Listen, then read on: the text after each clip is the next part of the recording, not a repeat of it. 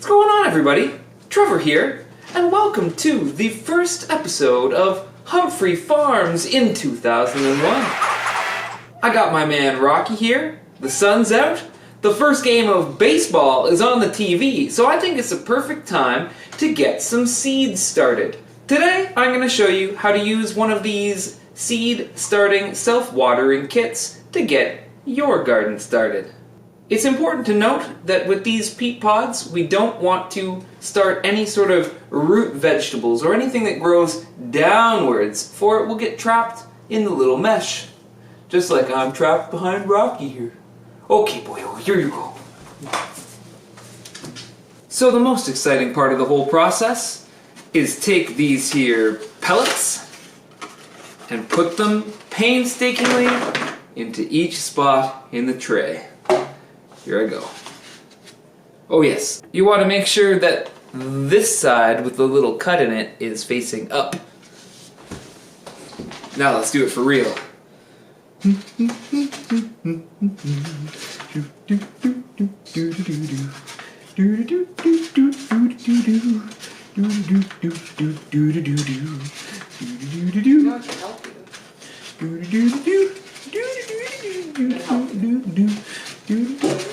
Woohoo!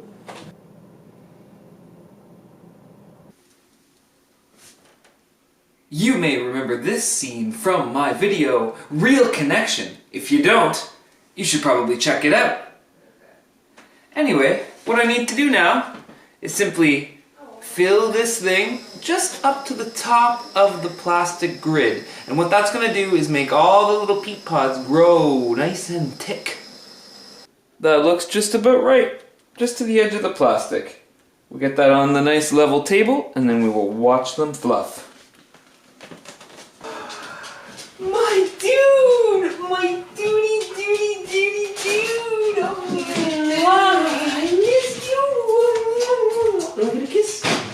Well, young Henry here, 9 months old tomorrow, is joining me for the next part. But don't give a baby a toothpick. You're going to use this toothpick to go ahead and fluff up all of these little spots. You got to get a little bit down because all the seeds need to be buried, you know, half an inch, a quarter inch, to really start to take root. What do you think, son? You want to do it? Oh, just like that. Floof, floof, floof. You say da da da? Da da da? You got some dirt on your fingers now, Hen. Don't eat that! No. His fingers are all dirty. Oh. You got dirty fingies now. Maybe gardening is not for a 9-month-old baby. Okay, those are all fluffed up and ready for some seeds. Now, what I didn't do a great job of last year, and what I think a lot of people might make the mistake of doing, is not keeping track of exactly what you put where. So there are 12 rows of 6. So I put the numbers 1 through 12 on this piece of paper, and as I put the seeds in, I'm gonna go ahead and write down exactly what they are. So I'll know! Incredible idea! First thing, we've got cabbage. We've got 2 types of cabbage. A baby choy cabbage and an early Copenhagen market cabbage. I actually really enjoyed the way the cabbages grew last year. They went nice and late into the season, so I'm going to plant 12 of those, and hopefully we get nice, juicy, fat cabbages.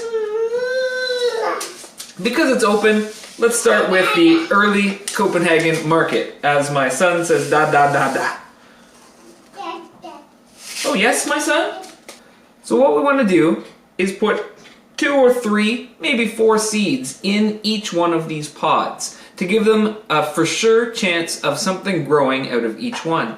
Then, when they start to grow a little taller, all we do is cut back the ones that are stunted and leave the strongest growing one to survive for going outdoors when it's warm enough. Here we go.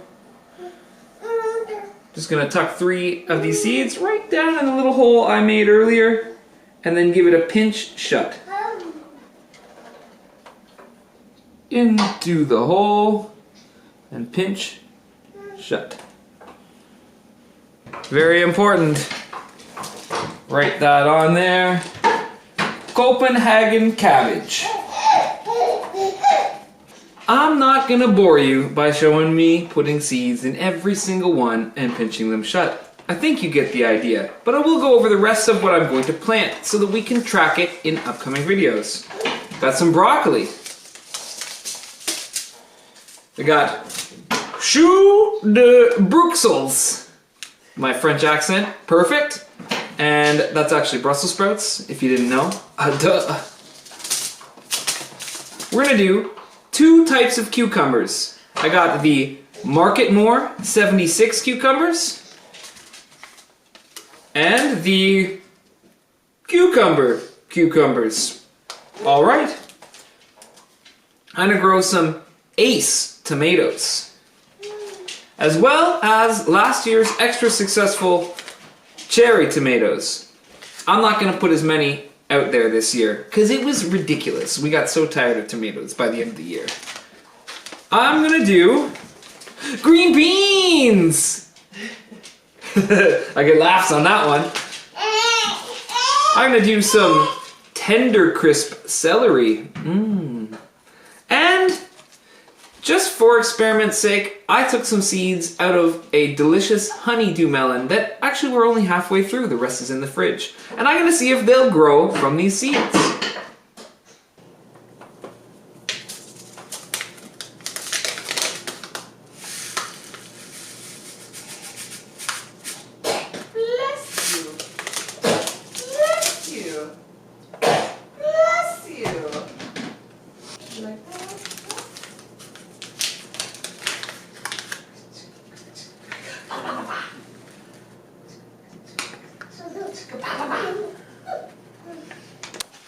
Well, our list is complete. And the last thing I need to do, take my lid, flip it over, and now all the moisture in there gets trapped under this here plastic and will sort of self-water itself while the things grow. Eventually you gotta start adding water. So I'm gonna go ahead and take this and put it up on the mantle. The pretty mantle. No.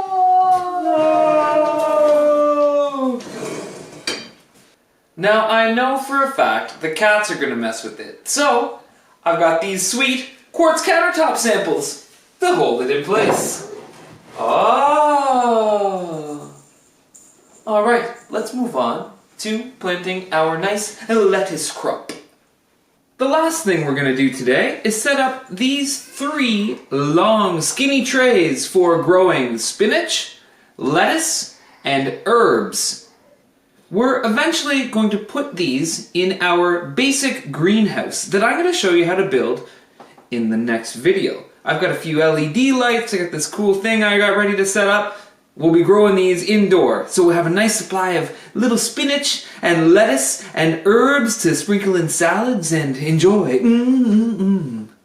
So it's pretty basic here. Instead of having those little pods, we just use the old pinky and we poke a hole every couple of inches. We want to get this spinach and lettuce ready while it's young. So we're just going to put a ton of seeds in here and harvest it as soon as it's big enough to eat. Then we'll have delicious supplementary lettuce that might reduce our grocery bill a little bit. Just like that, little pinky pokes every couple inches. I call this the dirty finger technique. I'm just gonna go for a quick hand wash so I don't muck up the seed bags and the camera. So this first pot here is going to be a mixed pot of spinach.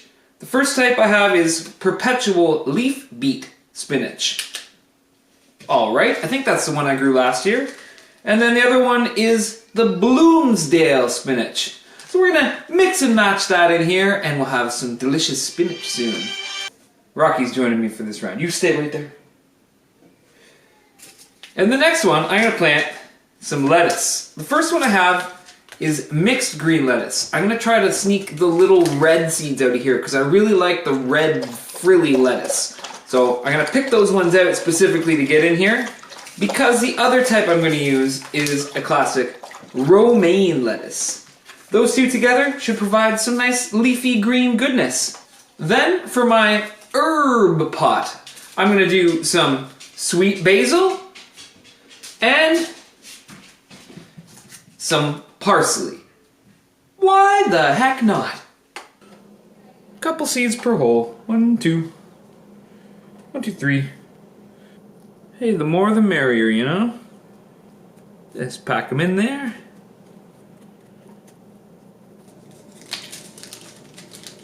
Here comes the basil!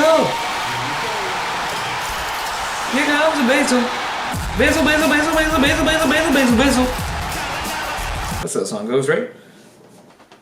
And with the final pack down of the dirt in these here trays, I have successfully completed the first sowing of seeds of the year. Thanks for watching, everybody. If this helped you start your own seeds, great. If it inspired you to maybe do it for the first time, even greater.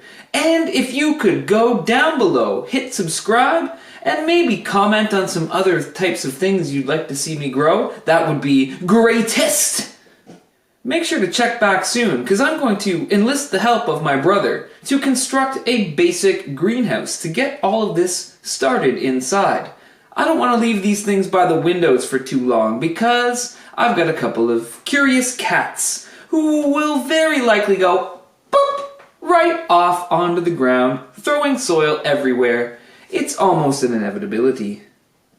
See you next time on Over the Hump Media's Humphrey Farms.